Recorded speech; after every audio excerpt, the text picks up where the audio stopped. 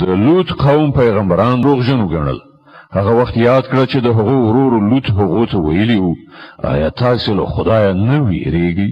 زه ستاسو لپاره یو امانتګار پیغمبر یم، نو تاسو له الله نه وویریږئ او زما اطاعت وکړئ.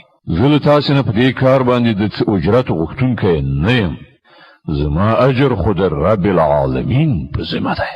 آیا تاسو د نړۍ له مخلوق نه نارینه‌وو ته ورځئ او ستاسو په میرمنو کې چې ستاسو رب ستاسو لپاره څه پیدا کړي دي هغه پرېږدئ، بلکې تاسو له حده تیر شوي خلک یاست.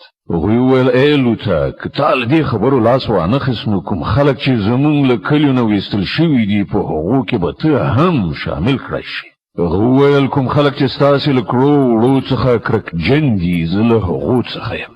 ای پروردګاره ما ته او زما کورنۍ ته د دوی له بدعملیو څخه نجات راکړه. په پای کې مونږ هغه او د هغه ټوله کورنۍ وژغورله پرته له یوې بوډۍ ښځې نه چې په بیرته پاتې کېدونکو کې وه.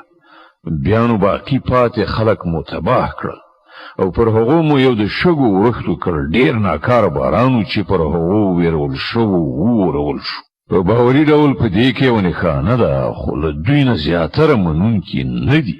او حقیقت دا دی چې ستا رب برلاسی دی او خورا مهربان هم.